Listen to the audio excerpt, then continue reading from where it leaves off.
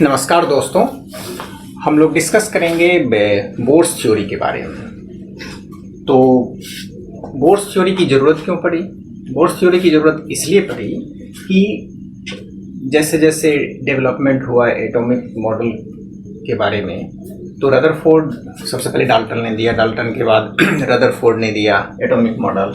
तो रदरफोर्ड के atomic model में कुछ डिफेक्ट्स आए, उस डिफेक्ट्स को दूर करने के लिए रदरफोर्ड मॉडल बोर्स मॉडल आया। तो उनका जो डिफेक्ट्स जो था वो डिफेक्ट्स ये था कि क्या है कि न्यूक्लियस के चारों ओर इलेक्ट्रॉन जो है वो सर्कुलर पाथ पर मूव करते हैं अराउंड द न्यूक्लियस। जब वो मूव करते हैं तो क्या होता है कि किसी भी सर्कुलर पाथ पर जब होता है तो इसमें एक्सेलरेशन होगा, और जब एक्सेलरेशन होता है तो as electromagnetic theory of Maxwell के अनुसार when charge particle accelerated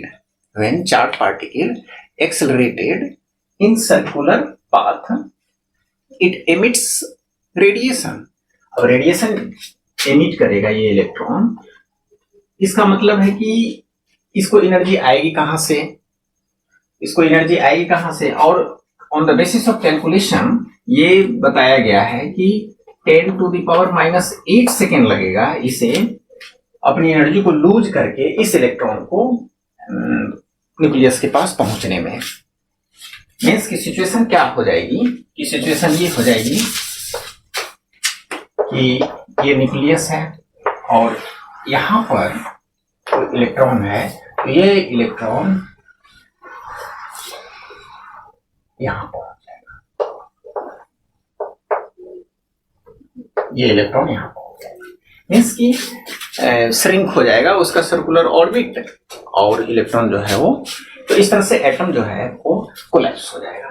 तो जब ये एटम कोलैप्स हो जाएगा, लेकिन प्रैक्टिकली ऐसा होता नहीं है। जब प्रैक्टिकली ऐसा नहीं होता है, इसका मतलब है कि कोई ना कोई डिफेक्ट्स है, उसे दूर किया जा सकता है। दूसरा सबसे बड़ा था उनका कि इसे बोलते हैं स्टेबिलिटी ऑफ एटम, मतलब एटम स्टेबल ही नहीं है। दूसरा उनका सबसे बड़ा था कि डिस्ट्रीब्यूशन ऑफ इलेक्ट्रॉन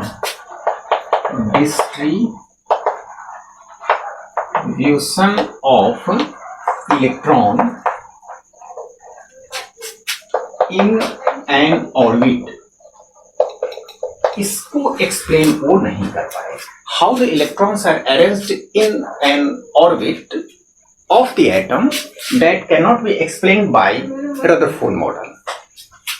तो ये एक उनका सबसे बड़ा डिफेक्ट था। तीसरा क्या था कि जब इलेक्ट्रॉन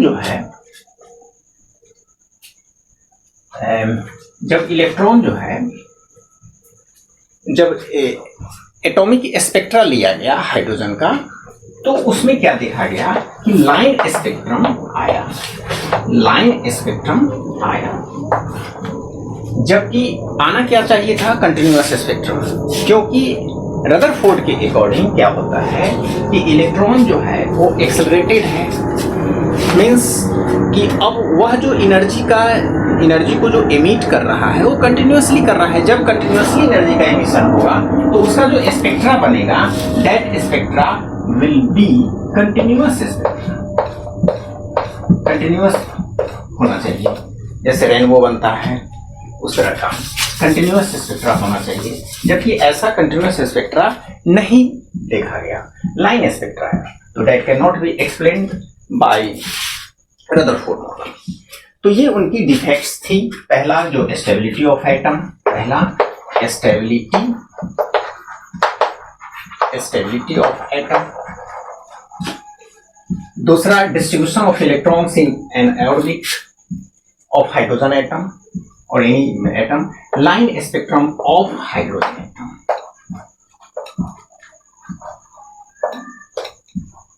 ये एक्सप्लेन नहीं किया जा सकता है यूजिंग रदरफोर्ड मॉडल। दूर कैसे किया स्टेबिलिटी ऑफ एटम को? तो नील्स बोर ने यूजिंग अर्ली क्वांटम फिजिक्स का यूज करके उन्होंने क्या कहा कि स्टेबिलिटी ऑफ एटम के लिए उन्होंने कहा कि इलेक्ट्रॉन जो है वो सर्कुलर पाथ पर मूव करते रहता है around the nucleus in fixed orbit of radii and with fixed energy. Means कि उनका जो एनर्जी है, उनके मॉडल की जो इलेक्ट्रॉन की जो एनर्जी है, वह जब किसी सर्कुलर पाथ पर इलेक्ट्रॉन मूव करते रहता है अराउंड द न्यूक्लियस, रिवॉल्व करते रहता है, तो उस समय न उसकी एनर्जी घटती है न बढ़ती है, कुछ भी नहीं होता है। मीन्स कि he introduced, Niels Bohr introduced non radiating orbit, non radiating orbit. तो आगे हम डिस्कस करते हैं कि कैसे उन्होंने क्या क्या किया है।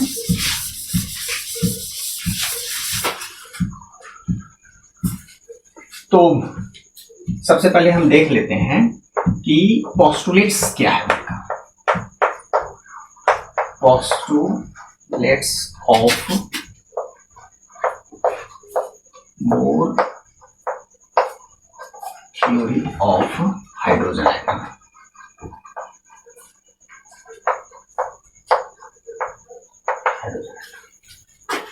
उनका पहला था कि एटम जो होता है, एटम, ये atom consists of positively charged nucleus, consists of positively charged nucleus होता है, पॉजिटिवली चार्ज्ड न्यूक्लियस। और इलेक्ट्रॉन जो है वो न्यूक्लियस के चारों ओर चक्कर लगाते रहता है, रिवॉल्व करते रहता है। तो क्या है, एटम क्या है कि पॉजिटिवली चार्ज न्यूक्लियस है और almost responsible for almost all mass of atom. जो न्यूक्लियस नहीं होता, ऑलमोस्ट इसलिए हम बोल रहे हैं क्योंकि इलेक्ट्रॉन का भी जो मास होता है, जो यहां भी कंसीडर हम नहीं कर रहे हैं, तो इसलिए ऑलमोस्ट। दूसरा उन्होंने कहा, बोर्स ने कहा कि electron circulates around the nucleus in a circular path, that path is known as orbit, that path is known as orbit. उसे एनर्जी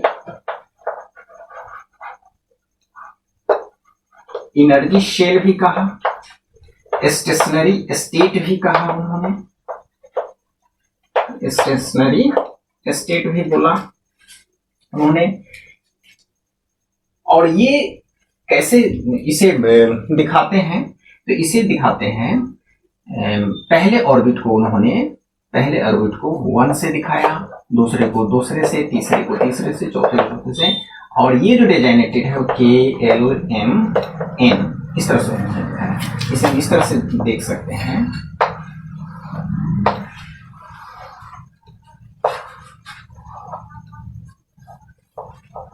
एक, दो, तीन,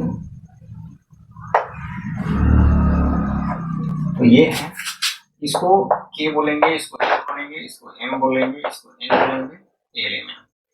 तो 1 से दिखाते हैं, इसे 2 से, 3 से, 4 से। अब ये जो है ऑर्बिट नंबर जो है n is equal NN, n means principal quantum number. ये ऑर्बिट नंबर जो है वो प्रिंसिपल क्वांटम नंबर होता है। क्वांटम नंबर का डिस्कस करेंगे होता क्या है। n इज इक्वल टू क्या है, प्रिंसिपल क्वांटम नंबर।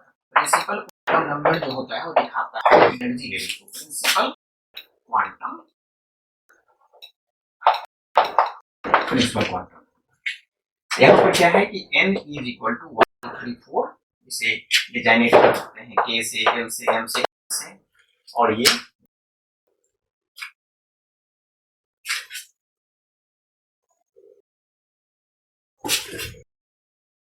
तो n प्रिंसिपल क्वांटम नंबर है। तो दूसरा उनका था कि इलेक्ट्रॉन जो है वो फिक्स्ड ऑर्बिट में, फिक्स्ड ऑर्बिट ऑफ रेडियाई में रिवॉल्व करते रहते हैं around the nucleus, having fixed energy, having fixed energy. तो दूसरा इनका था। तीसरा इनका था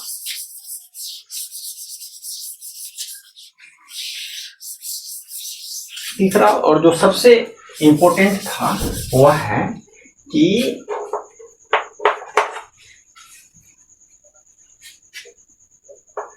electrons revolves around the nucleus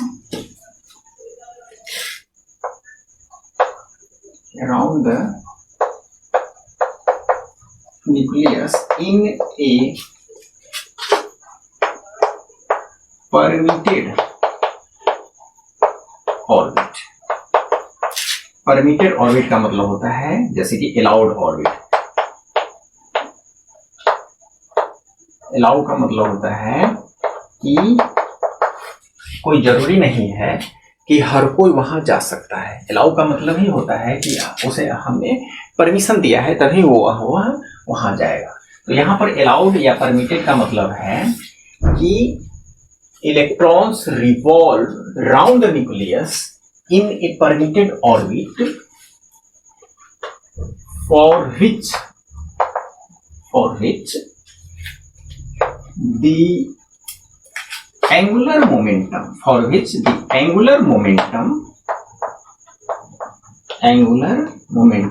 अगर कोई भी सर्कुलेटिंग मोशन में है तो उसका एंगुलर मोमेंटम जरूर होगा। तो angular momentum for which angular momentum is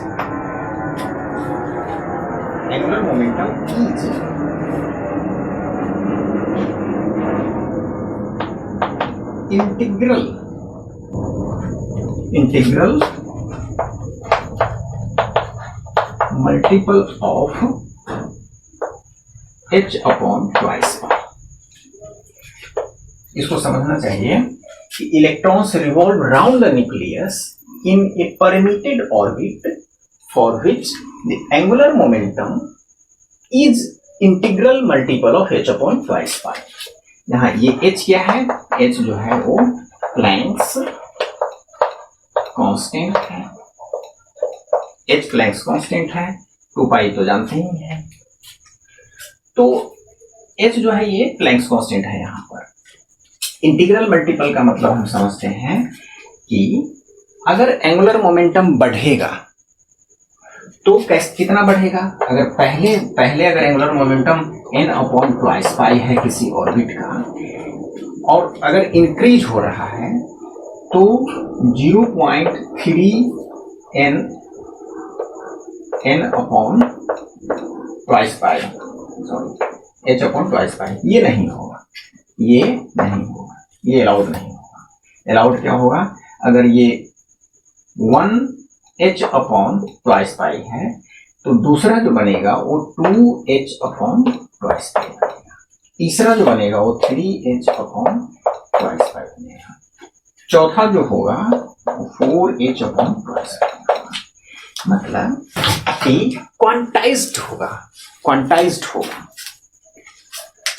angular momentum जो है वो क्वांटाइज्ड होगा। इस तरह से उन्होंने कहा कि इलेक्ट्रॉन जो है वो उसी ऑर्बिट में सर्कुलेटिंग मोशन में राउंड द न्यूक्लियस चक्कर लगाएगा, मूव करेगा, जिसका एंगुलर मोमेंटम जो है वह angular momentum h upon twice pi का इंटीग्रल होगा। थोड़ी सी जानकारी यहां पर हम ले लेते हैं कि प्लैंक्स है कौन। क्या होता है कि किसी भी बॉडी को, ब्लैक बॉडी का थोड़ा सा डेफिनेशन यहां जान लेते हैं कि ब्लैक बॉडी क्या होता है। ब्लैक बॉडी एक आइडियल बॉडी है जिसमें क्या होता है कि इसमें एनर्जी को यदि हम इसको इरेडिएट करें, मतलब कि रेडिएशन में रखें, radiation means kind of energy, एक एनर्जी होती है, या इसे हम हीट करें तो जितना मैंने हीट किया, जितना हीट इसे दिया, ये सारे के सारे एब्जॉर्ब कर ले। कुछ समय बाद जब ये एक्साइटेड स्टेट में आया, कुछ समय बाद जब ये फिर अपने हीट को या तो हीट के फॉर्म में देगा या रेडिएशन के फॉर्म में देगा, रिटर्न करेगा, एमिट करेगा, तो एमिट भी ये 100% मतलब 100% एब्जॉर्प्शन, 100% एमिशन। तो इस घटना का, इस फिनोमेनन का प्लैंक्स ने स्टडी किया, और प्लैंक्स ने स्टडी करने के बाद उन्होंने जो सजेस्ट किया वो सजेशन ये था कि एमिशन ऑफ एनर्जी और absorption of energy takes place in discontinuously का मतलब होता है कि कंटिन्यूअस जो है उसे एनर्जी नहीं मिल रही है। मीन्स कि अगर हम 1 जूल दे रहे हैं, ऐसा नहीं कि 1.0001 जूल मिलेगा, ऐसा नहीं है। 1.001 मिलेगा, ऐसा भी नहीं है। इसका अगला जो पड़ेगा 1.002, ऐसा नहीं मिलेगा। डिसकंटिन्यूअसली का मतलब होता है कि टुकड़ों में रहेगा, स्मॉल पैकेट्स ऑफ एनर्जी के फॉर्म में होगा। स्मॉल पैकेट्स ऑफ एनर्जी क्या होता है? टुकड़ों में होगा। टुकड़ा क्या होगा? तो वहां भी क्वांटाइजेशन है, क्वांटाइजेशन का मतलब है कि एनर्जी अगर E है, small packets of energy is known as quanta, और in case of light that small packets of energy is known as photon, visible light के केस में। तो वो जो उसकी जो एनर्जी होगी वो E is equal to h nu होगा। यहाँ पर उन्होंने इसे प्लैंक्स कांस्टेंट कहा, ऑनर ऑफ प्लैंक के लिए यहाँ पर ये कांस्टेंट को प्लैंक्स कांस्टेंट कहा गया है। और ये क्या है? फ्रीक्वेंसी ऑफ लाइट है, जो है फ्रीक्वेंसी ऑफ लाइट, और ये एनर्जी ऑफ स्मॉल पैकेट्स है। दूसरी जो पैकेट्स होगी अगर बढ़ेगा उसका, तो E इज इक्वल टू जो होगा वो ट्वाइस एच न्यू होगा। E3 जो होगा वो थ्राइस एच न्यू होगा। तो ये जो स्मॉल पैकेट्स ऑफ एनर्जी है ये क्वांटाइज्ड होगा। डिटेल में अवेलेबल है, इसके लिए भी डिस्कशंस ऑलरेडी थोड़ा सा यहाँ बताने की कोशिश किए हैं। तो क्या है, हम आते हैं postulates of bourse theory, Bohr's atomic model of hydrogen atom. Electrons revolve around the nucleus in a permitted orbit for which the angular momentum of the electron is an integral multiple of h upon 2 pi। तो ये उसी orbit में electron रहेगा, कोई भी electron जिस orbit का angular momentum जो है वह क्वांटाइज्ड हुआ। क्वांटाइज्ड का मतलब है कि integral multiple of h upon 2 pi होगा। तो ये उनका एक था पोस्टुलेट्स। तो एंगुलर मोमेंटम क्या होता है? कोई भी अगर सर्कुलेशन मोशन में है तो सर्कुलर मोशन में अगर कोई बॉडी मूव कर रहा होता है सर्कुलर पाथ पर, तो एंगुलर मोमेंटम जो होता है वो mvr, L is equal to mvr। mvr is equal to क्या है? nh upon 2 pi।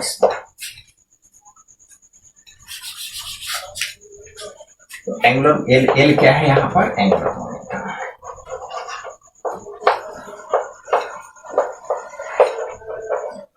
Angular momentum तो यहां हम देख रहे हैं।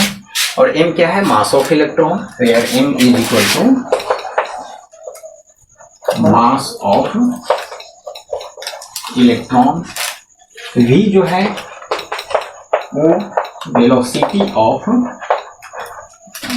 Of circulating electron.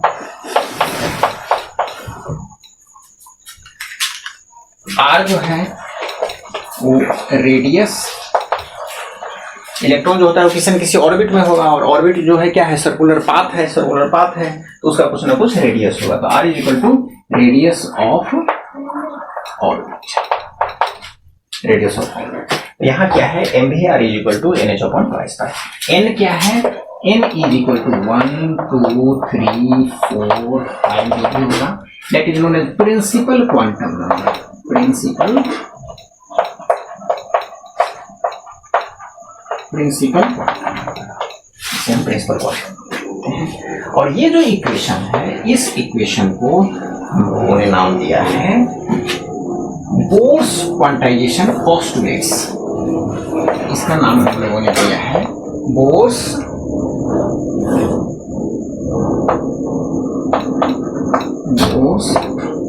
क्वांटाइजेशन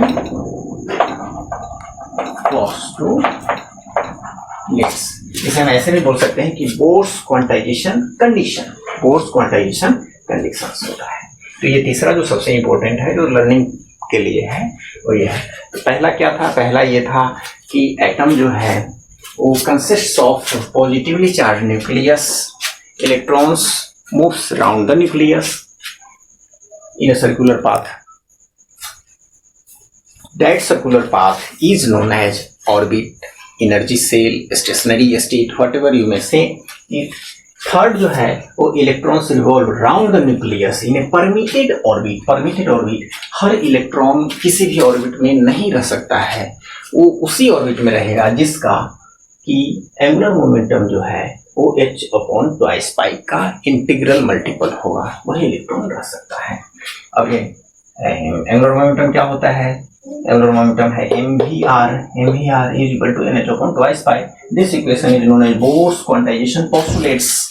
और यहाँ पर क्या है? n क्या है? n number of orbit number है, ऑर्बिट नंबर है, जैसे कि ये ऑर्बिट नंबर है, यहाँ पर n इज इक्वल टू 1 है, पहला ऑर्बिट होगा। और कोई दूसरे ऑर्बिट में की बात होगी तो n इक्वल टू 2 हो जाएगा, यहाँ पर तीसरे ऑर्बिट की बात होगी तो n इक्वल टू 3 हो जाएगा। तो इस तरह से हम, तो ये प्रिंसिपल क्वांटम नंबर है दैट डिनोट्स एनर्जी के बारे में बताता है इलेक्ट्रॉन। तो ये तीसरा है पोस्टुलेट्स। चौथा पोस्टुलेट्स उनका था कि when electron moves around the circular path, circular path, circular path में जो इलेक्ट्रॉन जो है वो मूव कर रहा है सर्कुलर पाथ पर। तो सर्कुलर पाथ, इस सर्कुलर पाथ को हमने डिफाइन किया है कि इसे हम ऑर्बिट भी बोलते हैं, तो यहाँ पर हम ऑर्बिट भी लिख सकते हैं। इसे हमने एनर्जी स्टेट कहा है, तो हम यहाँ पर एनर्जी स्टेट भी लिखेंगे, एनर्जी स्टेट। इसे हम स्टेशनरी स्टेट बोलेंगे तो स्टेशनरी स्टेट भी कह सकते हैं, स्टेशनरी स्टेट बोल सकते हैं। तो यहाँ पर उन्होंने पोस्टुलेट्स दिया है कि when electron moves around the circular path, orbit, energy state या स्टेशनरी, जो भी whatever you may say here, then they do not, they means electron do not radiate its energy,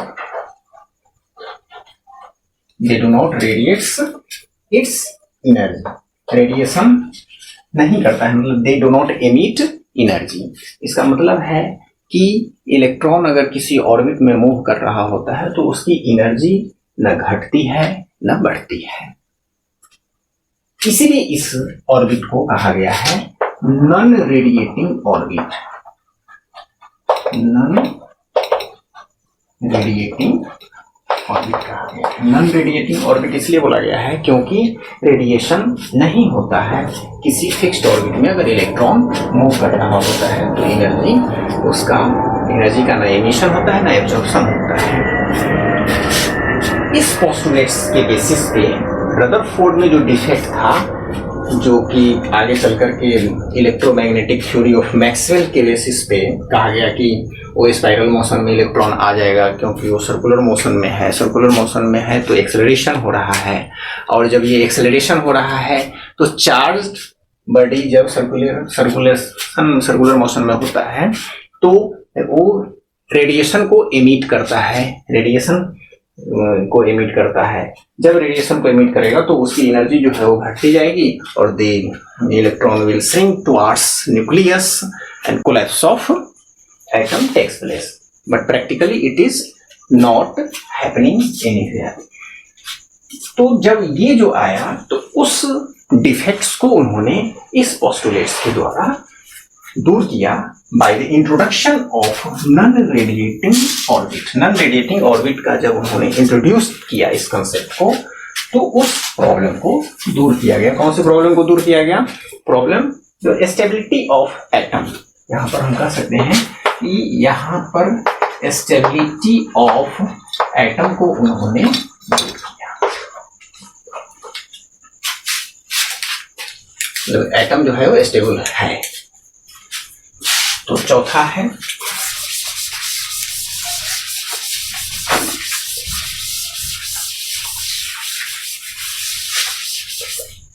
पांचवा है उनका कि इलेक्ट्रॉन जो है वो किसी फिक्स्ड ऑर्बिट में अगर तब तक सर्कुलर मोशन में है तो उसमें एनर्जी का ना एब्जॉर्प्शन होगा ना ही एमिशन होगा। लेकिन when electron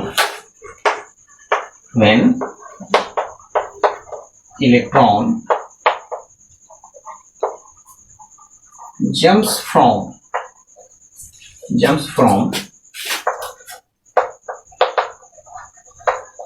higher orbit to the lower orbit. When electron jumps from higher orbit to lower orbit,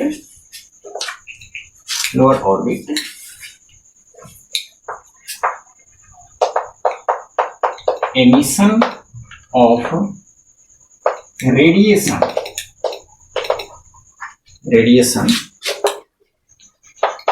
takes place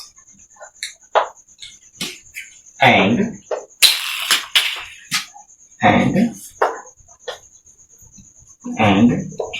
absorption of energy takes place when electron jumps from lower orbit to higher orbit। ये उन्होंने कहा। मतलब ये कि अगर electron जो है वो पहले ऑर्बिट में है और इसमें जब ये मूव करता रहेगा इलेक्ट्रॉन तो इसकी एनर्जी ना ही एब्जॉर्प्शन होगा, neither absorption nor emission. But when it jumps from lower energy state to higher energy state, it needs absorption of energy in the form of radiation, in the form of heat, etc. इसी energy चाहिए ही होगा। दूसरा case बनता है कि अगर कोई higher energy state में है, एज पर एग्जाम्पल अगर दूसरे ऑर्बिट में है इलेक्ट्रॉन और वह नीचे की ऑर्बिट में अगर वैकेंट है नीचे की ऑर्बिट वैकेंट है लोअर एनर्जी स्टेट की, इसमें अगर जंप करेगा, जाना चाहेगा तो क्या करेगा? एनर्जी का एमिशन होगा।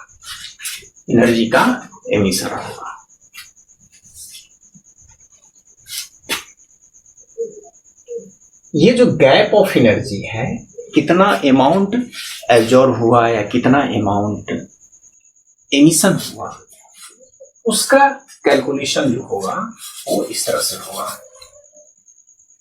उसका जो कैलकुलेशन होगा, when electron jumps from higher orbit to the lower orbit, emission of radiation takes place and absorption of energy takes place when electron jumps from lower orbit to higher orbit। तो ये main postulates हैं जिसको कि हम यहाँ discuss कर रहे हैं। तो चेंज इन एनर्जी जो होता है, अगर मान लेते हैं कि EI जो है वो इनिशियल स्टेट में है, इसकी एनर्जी इलेक्ट्रॉन की एनर्जी EI है और ये फाइनल स्टेट में गया तो दैट इज EF। इस EI जो एसोसिएटेड है ऑर्बिट से, that orbit is known as NI और ये जो है वो फाइनल स्टेट है। N = 1 to 3 ये क्या है? ऑर्बिट नंबर है। तो यहाँ पर अगर NF is greater than NI, यह समझने वाली बात है। कि अगर NF is greater than NI, मतलब फाइनल ऑर्बिट जो है वो ज्यादा बड़ा है, मतलब हायर एनर्जी का है, और इनिशियल जो है वो लोअर का है, इनिशियल जो है वो लोअर ऑर्बिट है। तो इसे यहाँ पर ट्रांजिशन होने के लिए, ट्रांजिशन मतलब एक ऑर्बिट से दूसरे ऑर्बिट में जाने के लिए यहाँ पर एब्जॉर्प्शन होगा।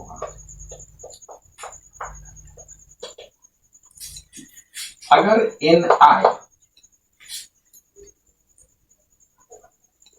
NF is less than NI, तो यहाँ पर क्या होगा, एमिशन होगा,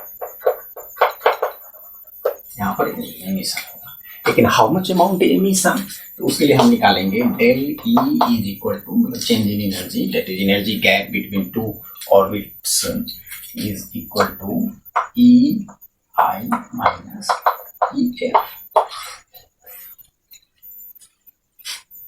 और ये जो डेल E आएगा, ये जो डेल E आएगा वह h न्यू के बराबर होगा।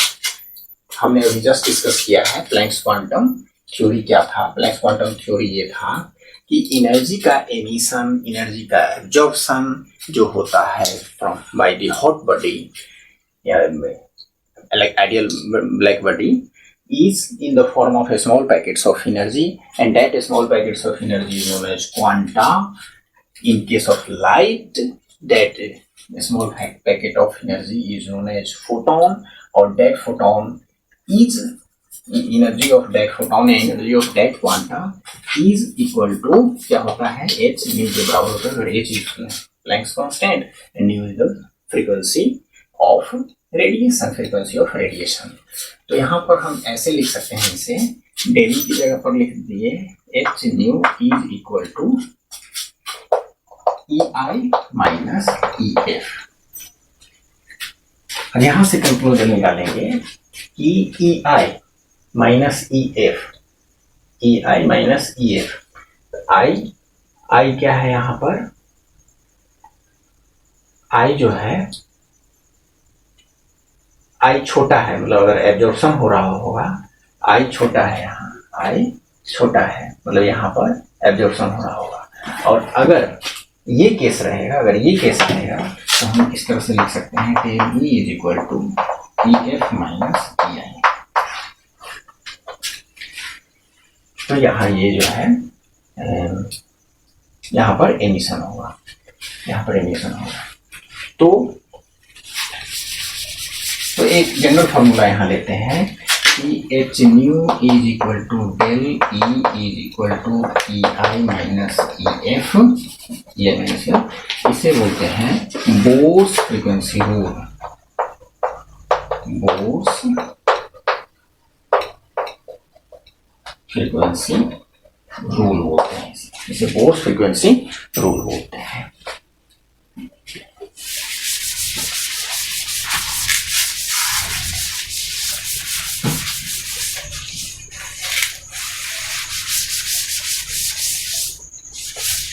तो on the basis of Bohr's postulates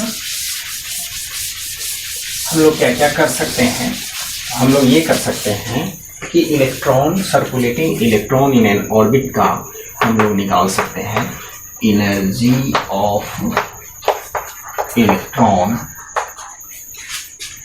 in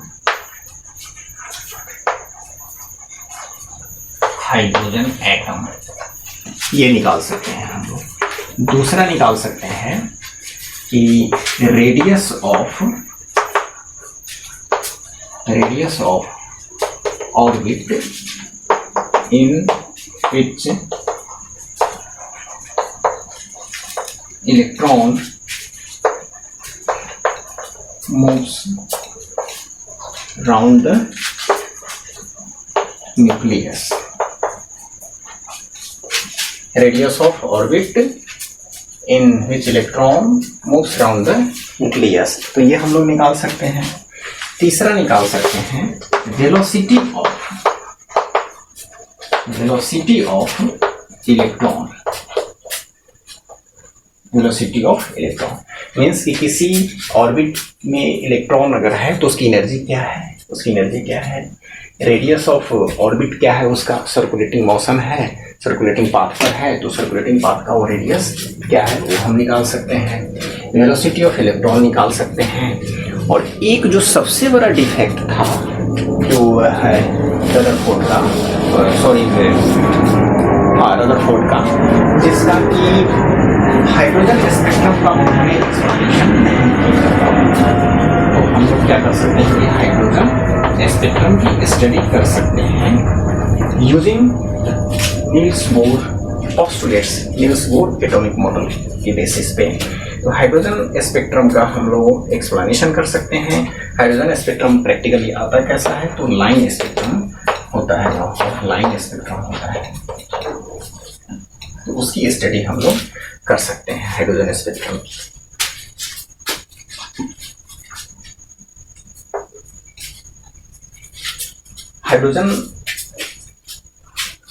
hydrogen like atom का भी स्टडी कर सकते हैं। हाइड्रोजन क्या है, वन इलेक्ट्रॉन सिस्टम है, it is a one electron system. Hydrogen is a one electron system.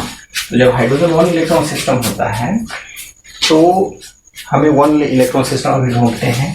Helium के केस में इसकी एटॉमिक नंबर जो होगा वो 2 होगा, लेकिन अगर हम He+ लेते हैं तो यहाँ क्या है, इलेक्ट्रॉन क्या है, 1 इलेक्ट्रॉन है, इलेक्ट्रॉन क्या है 1 है।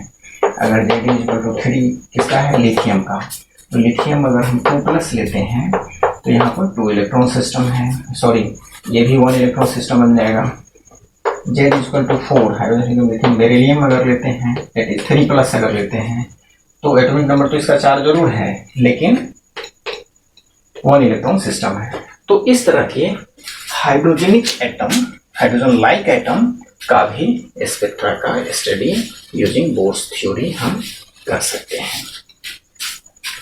उसके बाद रीडबर्ग कांस्टेंट को डिफाइन किया गया था। रीडबर्ग कांस्टेंट को, इसे भी हम लोग देख सकते हैं यहाँ पर।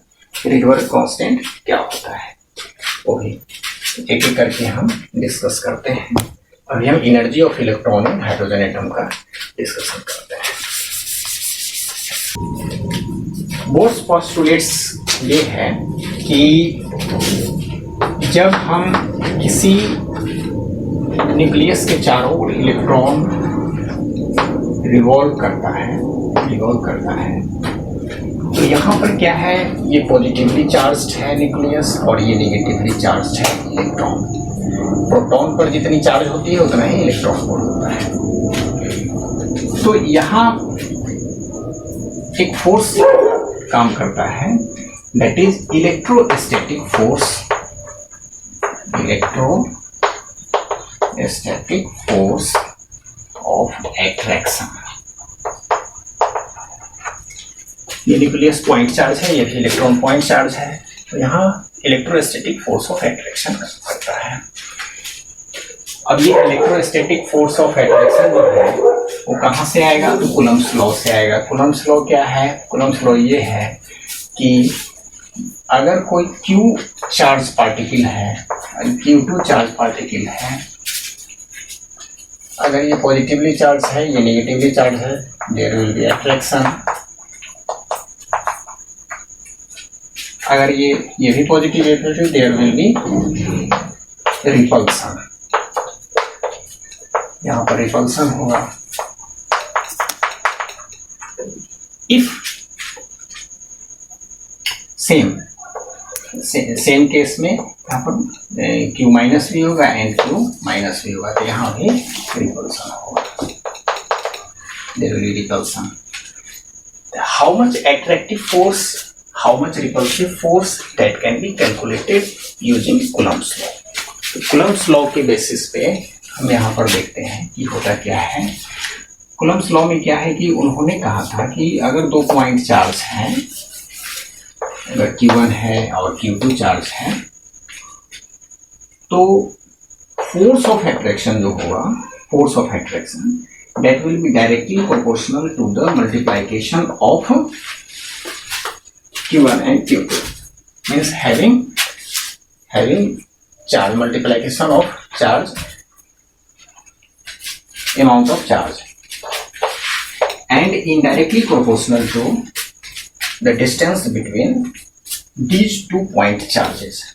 If these points are separated by r distance, then we can say here inversely proportional means 1 upon r square, square of the distance, that inversely proportional.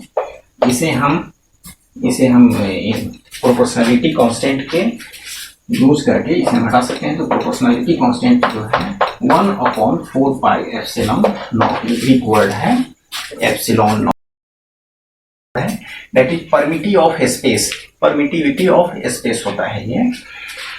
और होल जो है ये कूलम्ब्स कांस्टेंट बोलते हैं, इसको कूलम्ब्स कांस्टेंट बोलते हैं।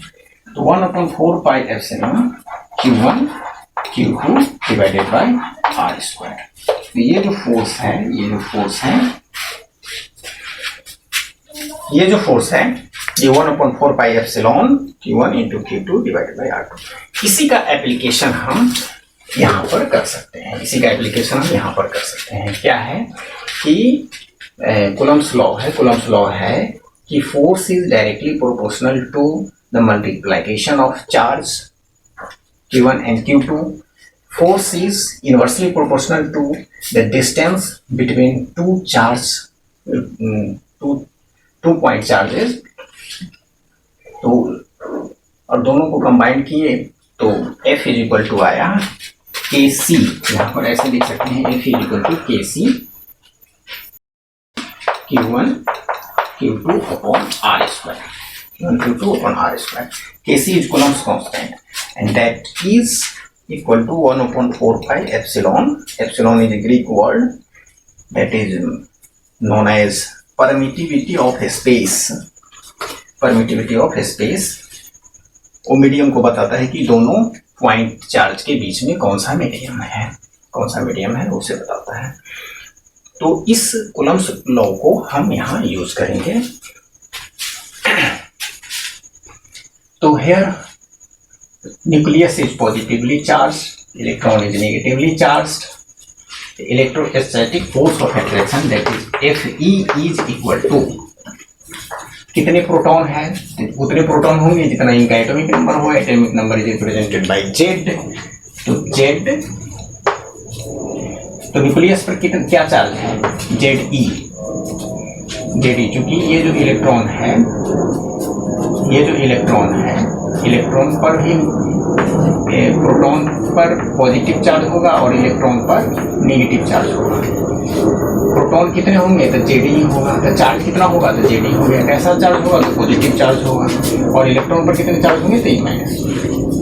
यहाँ पर हम लिख सकते हैं कि Ze into E upon R square. Z तो यहाँ पर नंबर को डिनोट कर रहा है, how many protons, E into E upon R square. और हमने एक चीज यहाँ छोड़ दिया, that is Coulomb's constant, that is 1 upon 4 pi epsilon. तो इसको हम अच्छे से लिख सकते हैं ऐसे कि electrostatic force of attraction between nucleus and electron, circulating electron,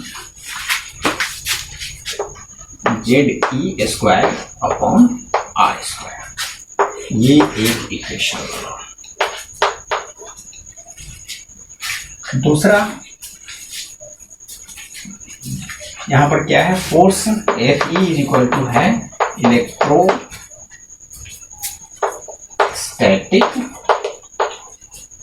force of attraction.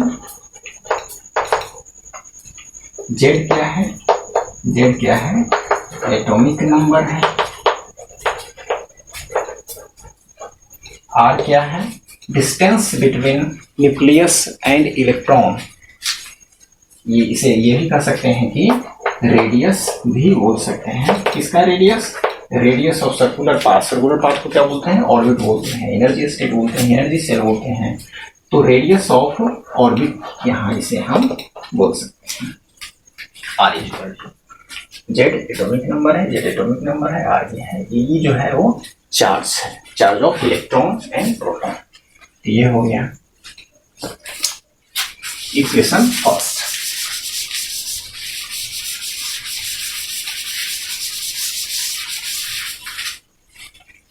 electrostatic force between nucleus and electron provides centripetal force.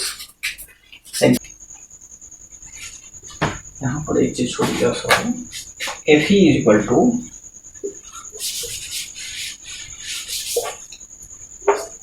Fe is equal to 1/4 pi epsilon naught Z square upon R square. ये equation first है. Centripetal force is a kind of attractive force which occurs when circular motion takes place. When circular motion takes place. यहाँ पर क्या है कि electron जो है वो राउंड द न्यूक्लियस रिवॉल्व कर रहा है. ये जो कर रहा है तो सर्कुलर मोशन में क्या होता है, किसी धागे से हम इसको लेके बांध के ऐसे नचाएंगे तो क्या होगा कि ये चारों ओर चक्कर लगाते रहता है, ये चारों ओर चक्कर लगाते रहता है.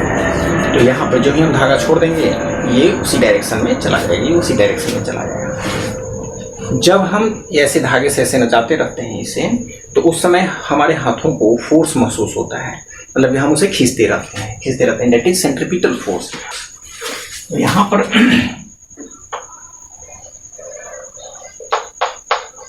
ये इलेक्ट्रॉन मूव कर रहा है. अगर ये यहाँ पर है तो इसकी लीनियर वेलोसिटी इस डायरेक्शन में होगी. यहाँ पर ये इसके टेंजेंट होगा, ये इसके टेंजेंट होगा, ये इसके टेंजेंट होगा. इसकी वेलोसिटी. तो यहाँ क्या है कि electrostatic force between nucleus and electron provides centripetal force. Centripetal force in a circular motion क्या होता है उसे हम देखते हैं. यहाँ पर एक चीज छोड़ दिया sorry, Fe is equal to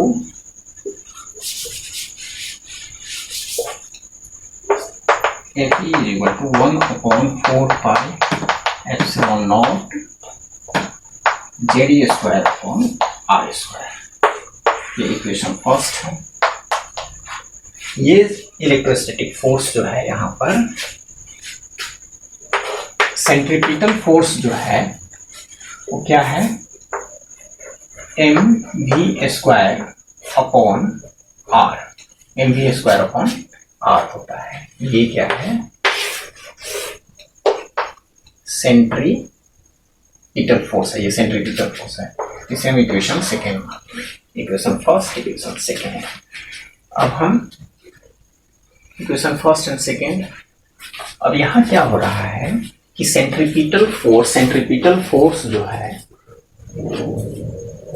centripetal force तो इन सर्कुलर मोशन. तो हमने एक एग्जांपल अभी लिया था कि धागे में कोई मास पार्टिकल को लेके अगर हम ऐसे नचाते हैं तो बैलेंस होता है. सेंट्रीपिटल में सेंट्रीफ्यूगल फोर्स बैलेंस होता है. तो यहाँ पर है कि circular motion, stable circular motion के लिए कंडीशन क्या होगी, स्टेबल सर्कुलर मोशन की कंडीशन क्या होगी. यहाँ पर कंडीशन ये होगी कि this electrostatic force is equal to centripetal force. तो दोनों को हम बराबर लिखेंगे.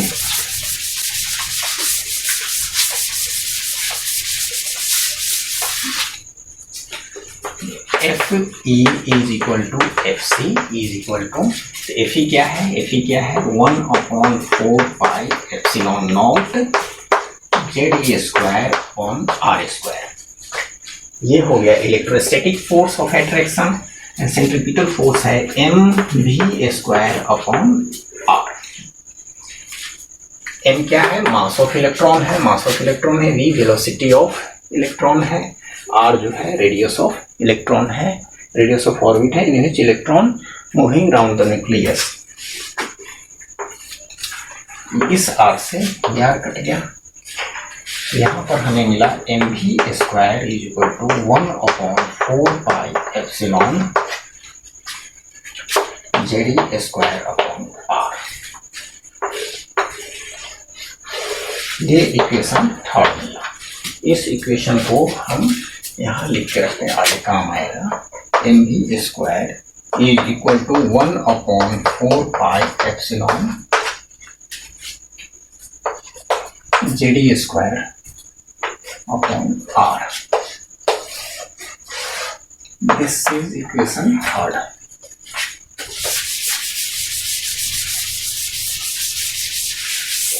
इक्वेशन थर्ड, अब हम बोर्स पोस्टुलेट्स का एक क्वांटाइजेशन पोस्टुलेट्स है।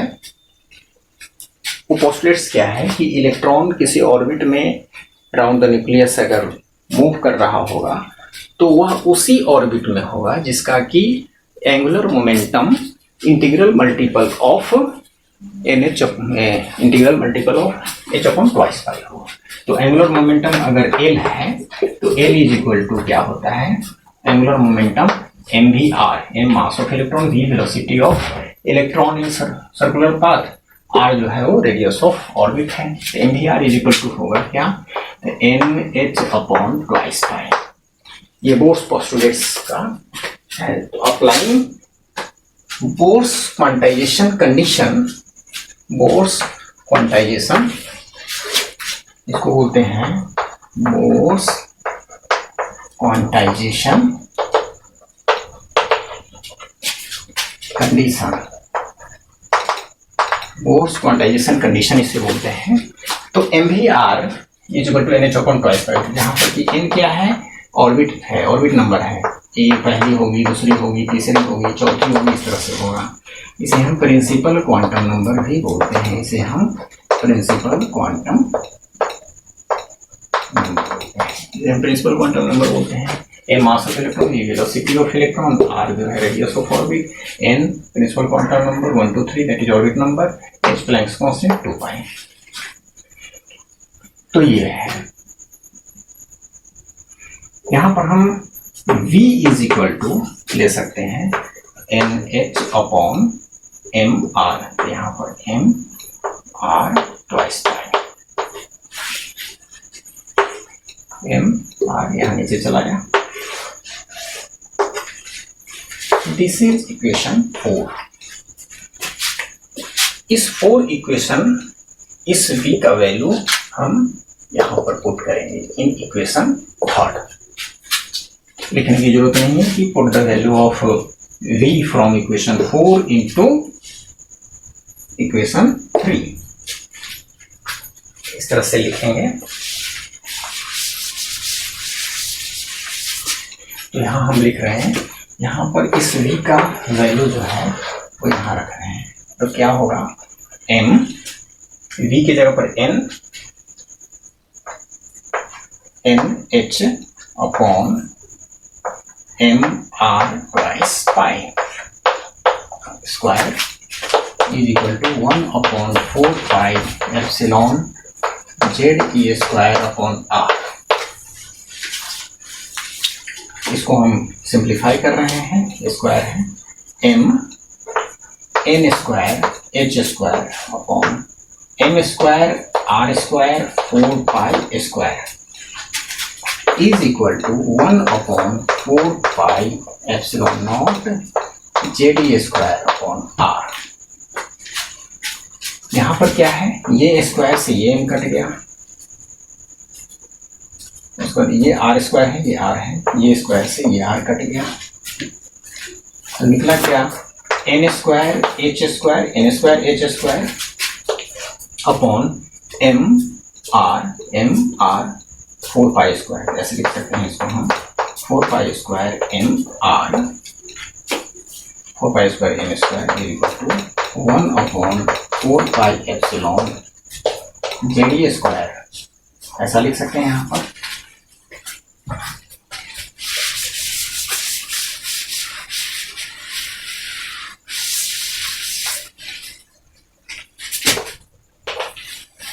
n स्क्वायर, अब इसे हम मेरा पर्पस है r को निकालना है, यहाँ पर पर्पस है r को, मतलब रेडियस को निकालना। तो कैसे निकालेंगे यहाँ पर, तो 4 pi square m r cross multiplication ZE square, तो इस तरह से इसको निकालेंगे ZE square 4 pi square m r is equal to n square h square, ये आया 4 pi epsilon naught. r equal to क्या होगा, n square h square 4 pi epsilon naught n square h square divided by ZE square 4 pi square n। इसे अच्छे से लिख सकते हैं R is equal to 4 pi epsilon n square h square divided by ZE square 4 pi square ZE square n। इस equation में क्या है, 4 पाई एप्सिलॉन जो है वो परमिटिविटी ऑफ स्पेस है, n square that is principal quantum number और orbit number, h Planck's constant, 4 pi square constant है, z एटॉमिक नंबर है, e square charge of electron and proton है, m मास ऑफ इलेक्ट्रॉन है। अब क्या है, यहाँ पर ये जो r है ये रेडियस है, इसे बोला जाता है बोर रेडियस, इसे बोर रेडियस कहा जाता है। इस इक्वेशन में हम एक कंक्लूजन निकाल सकते हैं, ये कंक्लूजन ये है कि radius of orbit in which electron moves around the nucleus is directly proportional to orbit number, directly proportional to orbit number, directly proportional to square of the orbit number, square of the orbit number means कि radius बढ़ेगा तो orbit number भी बढ़ेगा, orbit number बढ़ेगा। यहाँ पर इस दोनों जो है वो एक दूसरे पर डिपेंडेंट है, दोनों एक दूसरे पर डिपेंडेंट है। तो हम ऐसा लिख सकते हैं इसको कि R is equal to n square, R directly proportional to n square, ऐसा लिख सकते हैं। मीन्स कि radius of orbit is directly proportional to square of orbit number और प्रिंसिपल क्वांटम नंबर।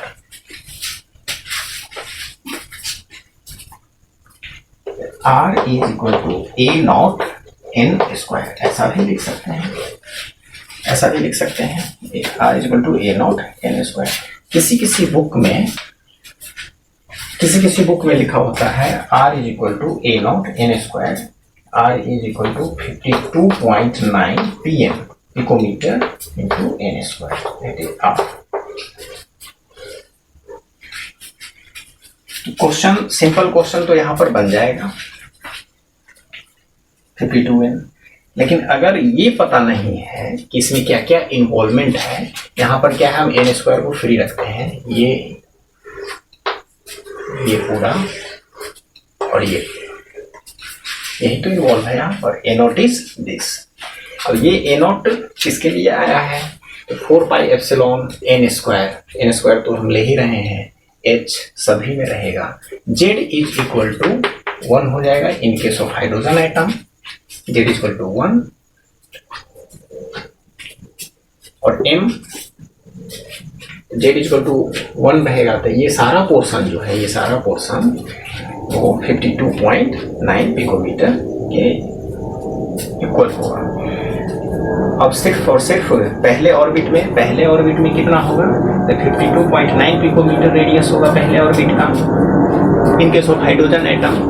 दूसरे ऑर्बिट में उसे हम n स्क्वायर से मल्टीप्लाई कर देंगे, मतलब कि 2 स्क्वायर से मल्टीप्लाई करेंगे, तीसरे ऑर्बिट में 3 स्क्वायर से, चौथे ऑर्बिट में 4 स्क्वायर से। तो इस तरह से हमें ये रेडियस मिल जाएगा जी। ये हम जब न्यूमेरिकल बनाएंगे तो उस समय इस चीज़ को लर्न करेंगे।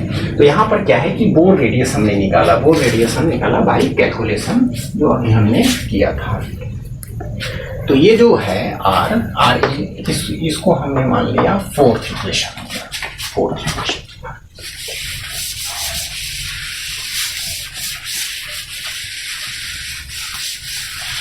अब इस R का अब हम वेलोसिटी ऑफ इलेक्ट्रॉन निकालना चाह रहे हैं। वेलोसिटी ऑफ इलेक्ट्रॉन, ये वेलोसिटी ऑफ इलेक्ट्रॉन कैसे निकलेगा?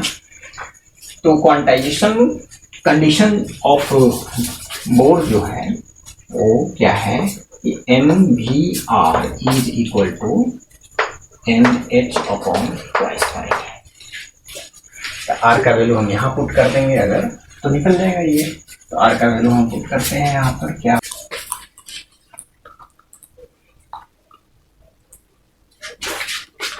MVR is equal to NH upon twice pi. ये quantization conditions of both postulates. यहाँ पर हम R का वैल्यू यहाँ पुट करना चाह रहे हैं। MVR is equal to 4 pi epsilon M square H square divided by 4 pi square ZE square M is equal to equation वाला NH अपॉन ट्वाइस पाई। इस M से ये M कट गया, ये स्क्वायर NH कट गया, ये 2 pi into 2 पाई 4 pi square. तो बचा क्या क्या, तो V 4 pi epsilon MH divided by 2 pi ZE square is equal to 1 बचा। हम कैसे इसको यहाँ लिख रहे हैं, तो V इज इक्वल टू क्या हो जाएगा, V इज इक्वल टू क्या हो जाएगा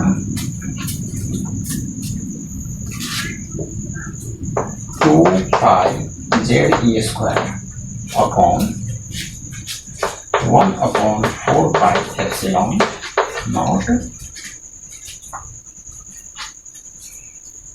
NH। इसे हम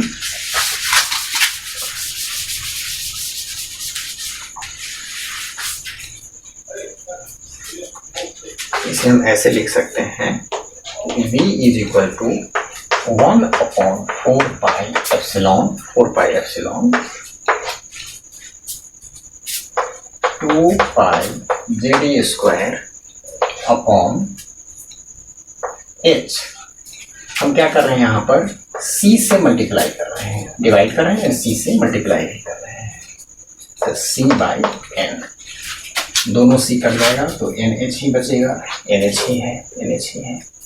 हमने कुछ नहीं किया, C से डिवाइड कर दिए, C से मल्टीप्लाई कर दिए, CH C बाई N हो गया। C is equal to velocity of light, C is equal to velocity of light. इसको हमने यहां पर इंट्रोड्यूस किया, C is equal to velocity of light. N क्या है, ऑर्बिट नंबर है, N ऑर्बिट नंबर है 1 upon 4 pi epsilon 2 pi. In case of hydrogen atom Z is equal to 1, in case of hydrogen atom Z is equal to 1, तो हम 2 पाई E square लिख सकते हैं यहाँ पर अपॉन CH। इसे हम इस इक्वेशन में इसको बोलते हैं फाइन स्ट्रक्चर। ये it is a constant, which is known as fine structure constant। इसे हम फाइन स्ट्रक्चर कांस्टेंट बोलते हैं, fine structure, which is equal to 1 upon 137। तो 137 को हम यहाँ पर पुट करते हैं, 137 को पुट करते हैं इस इक्वेशन में, तो 1 divided by 137 into C by N। N भी क्या है, N is equal to 1 means की first orbit, N is equal to first orbit. तो फर्स्ट ऑर्बिट में अगर ऑर्बिट नंबर 1 होगा हाइड्रोजन का, क्योंकि हाइड्रोजन के केस में ले रहे हैं यहाँ पर, Z इज इक्वल टू हमने 1 कर लिया है, तो लाइट के वेलोसिटी का 137th वेलोसिटी होगा फर्स्ट ऑर्बिट में इलेक्ट्रॉन का। किसी एटम में, हाइड्रोजन के किसी एटम में, हाइड्रोजन एटम में इलेक्ट्रॉन जो होगा वो फर्स्ट ऑर्बिट में लाइट के वेलोसिटी के 137th ऑफ लाइट वेलोसिटी। इसको हम ऐसे लिख सकते हैं 1 upon 137th of light velocity in first orbit. Second orbit में ये क्या हो जाएगा, 2 हो जाएगा। 137 इंटू 2 उतना से डिवाइड हो जाएगा लाइट की वेलोसिटी सेकेंड ऑर्बिट में।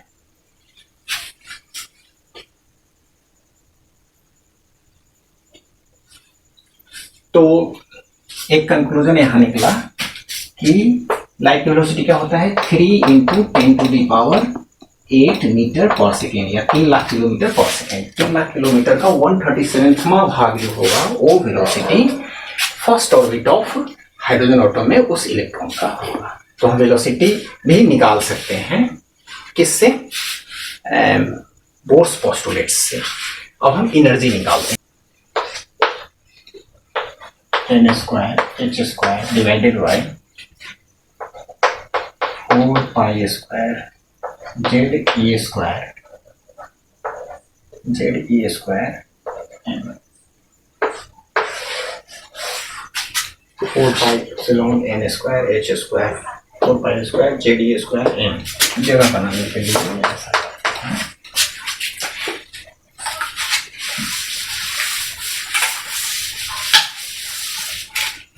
अब टोटल एनर्जी ऑफ इलेक्ट्रॉन जो होता है वो kinetic energy plus potential energy होता है। काइनेटिक एनर्जी क्या है, half m v square because of circulatory motion, mass of electron m, velocity of electron v, minus potential energy because of electrostatic force of attraction, that is 1/4 pi epsilon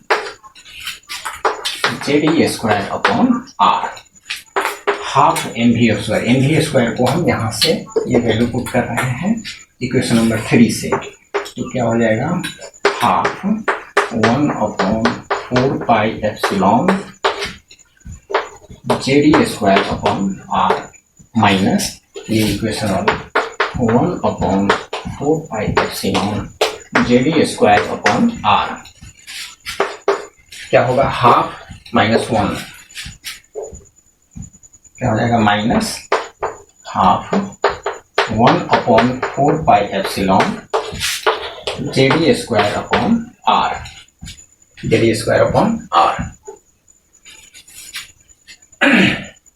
अब यहाँ पर इस R का value हम यहाँ से put करते हैं, तो R यहाँ पर R है, यहाँ पर 1/R है, यहाँ पर 1/R है, रिवर्स है, तो हम इसको इस तरह से लेंगे, माइनस हाफ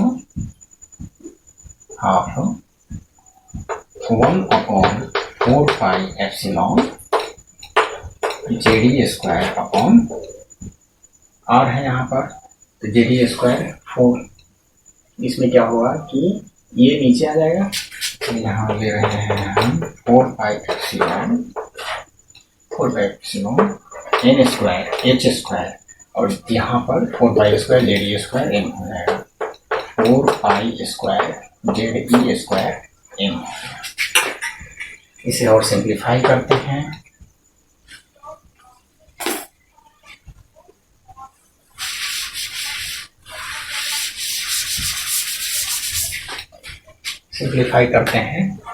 हाफ ये 2 से ये कट गया, तो 1/4 pi epsilon square 4 pi epsilon z square e square e4 2 पाई square m divided bye n square h square, और ये माइनस है।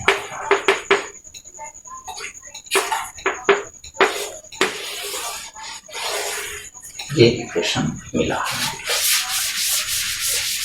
इसे सजा के लिख सकते हैं हम इस तरह से, ET = minus 1/4 pi epsilon not square 2 pi square m z square e4 e⁴ divided by n square h square.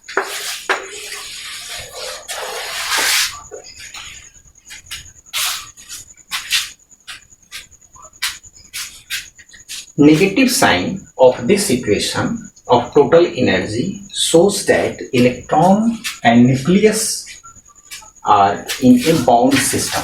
Electrons and nucleus are in a bound system. मतलब कि जब ये पॉजिटिवली चार्ज है और इलेक्ट्रॉन है जो सर्कुलेटरी मोशन में घूम रहा है, तो क्या होगा कि जब इलेक्ट्रॉन टुवार्ड्स द न्यूक्लियस जाएगा, तो energy will be emitted. Negative sign shows that electron towards the nucleus जाएगा तो energy will be emitted.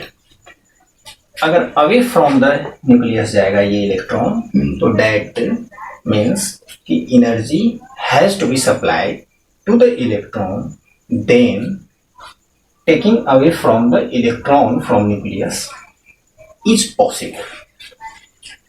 Energy का जब एब्जॉर्प्शन होगा बाय इलेक्ट्रॉन तो अवे फ्रॉम द न्यूक्लियस जाएगा। दिस इक्वेशन शो कर रहा है नेगेटिव साइन। और अगर ये नजदीक जाएगा न्यूक्लियस के तो एनर्जी का एमिशन होगा। तो हम लोगों ने देखा आज के डिस्कशन में कि बोर्स पोस्टुलेट्स को देखा, डिस्कस किया। बोर्स पोस्टुलेट्स की जरूरत क्यों पड़ गई? क्योंकि रदरफोर्ड मॉडल में डिफेक्ट्स आए और उनके डिफेक्ट्स को इन्होंने नॉन रेडिएटिंग ऑर्बिट का कंसेप्ट देकर के इन्होंने उसको सॉल्व करने की कोशिश किया। उसके बाद जितने पोस्टुलेट्स थे उस पोस्टुलेट्स के बेसिस पे हमने एनर्जी ऑफ इलेक्ट्रॉन का कैलकुलेशन किया, जो ये इक्वेशन है। Radius of electron, radius of orbit का कैलकुलेशन किया, जिसमें बोर्स रेडियस को हमने देखा, जो ये इक्वेशन है। उसके बाद वेलोसिटी को देखा, कैसे लाइट की वेलोसिटी का 1/37th वेलोसिटी जो होगा वो हाइड्रोजन एटम में किसी इलेक्ट्रॉन का होगा फर्स्ट ऑर्बिट में। तो ये हमने देखा। अब इसमें एक चीज रह रहा है, जो Rydberg constant and hydrogen spectrum, that will be discussed in another session. Thanks a lot.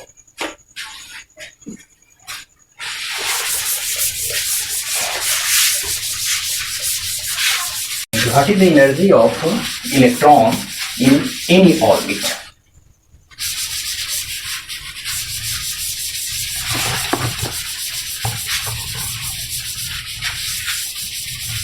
ये दोनों इक्वेशन यूज होने वाला है, इसलिए हम energy of electron in an orbit is equal to होता है kinetic energy plus EP potential energy.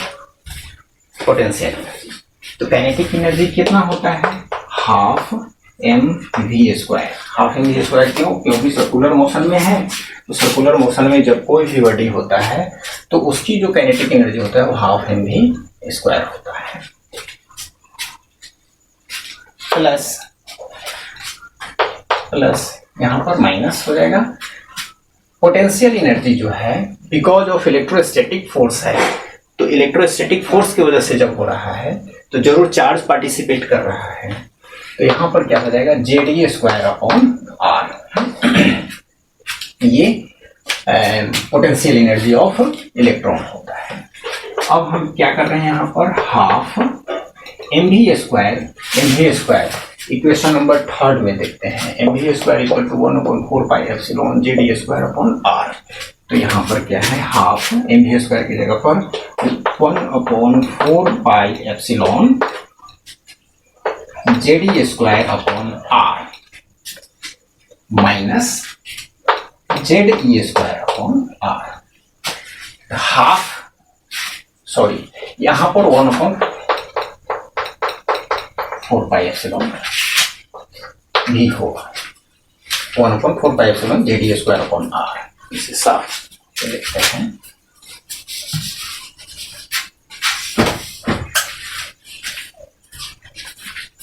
क्योंकि माइनस में तो माइनस हम यहाँ यूज कर लेते हैं। 1/4 pi epsilon ZD square upon R. ये पोटेंशियल एनर्जी नेगेटिव में होता है, और half M V square kinetic energy V square यहाँ से हमने ले लिया 1/4 पाई एप्सिलॉन हाफ, तो इस इक्वेशन वाला है 1/4 pi epsilon ZD square upon R, आधा 1/4 pi epsilon ZD square upon R और 1 जेडी स्क्वायर अपॉन आर। कितना होगा? आधा में से एक को घटाएंगे, क्या बचेगा? आधा बचेगा, मीन्स की half 1/4 pi epsilon ZD square upon R. Sign क्या होगा? क्योंकि छोटे से बड़े को घटा रहे हैं, मतलब कि हाफ -1 ये है। इसे हम कॉमन भी ले सकते हैं सिंप्लीफिकेशन के लिए। Half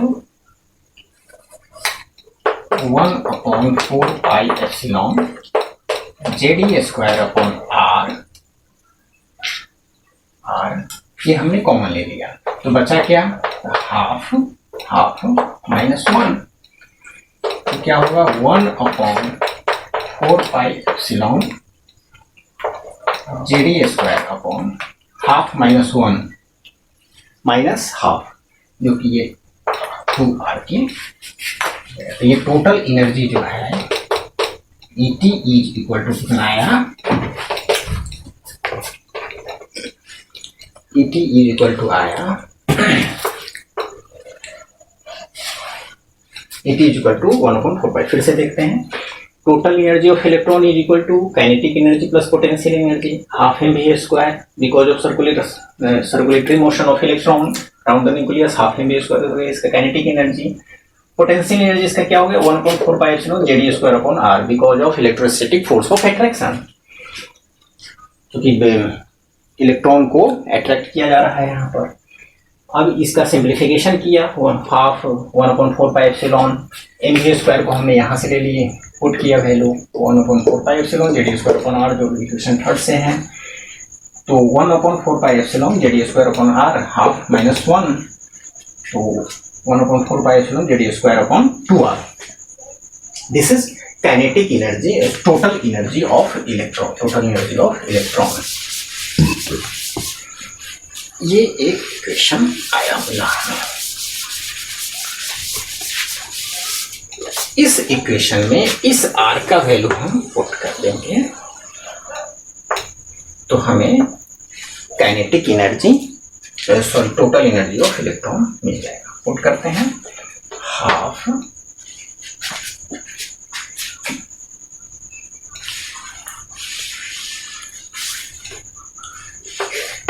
ET is equal to 1/4 pi epsilon ZD square upon 2 1/r। यहाँ पर क्या है? r है, तो 1/r, तो ये ऊपर चला जाएगा, ये नीचे चला जाएगा, 1/r इसका रिवर्स हो जाएगा। तो हम ऐसे लिख रहे हैं 1/r की जगह पर 4 pi square ZD square m divided by 4 pi epsilon n square h square. और सिंप्लीफाई करते हैं इसको, 4 पाई एप्सिलॉन 1/4 पाई एप्सिलॉन का स्क्वायर हो गया। उसके बाद यहाँ क्या है? z square e square e to the power 4। यहाँ पर क्या है? m है, तो हमने m लिख दिए। 4 पाई स्क्वायर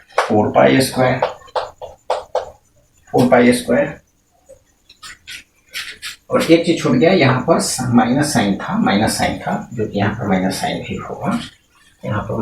भी होगा, तो छूट गया था। तो जेडी स्क्वायर अपॉन 2, सॉरी हाँ, यहाँ पर फिर माइनस साइन होगा। 1/4 पाई एप्सिलॉन का स्क्वायर जेड स्क्वायर E4 दोनों मिलके m 4 pi square divided by 4 pi epsilon, ये तो हो चुका।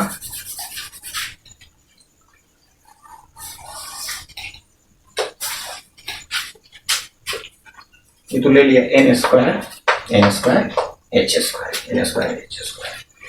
तो इसे हम और सिंप्लीफाई करते हैं। फाइनली क्या लिख सकते हैं यहाँ पर हम कि 1/4 pi epsilon minus square z square E4 4 pi square n square h square.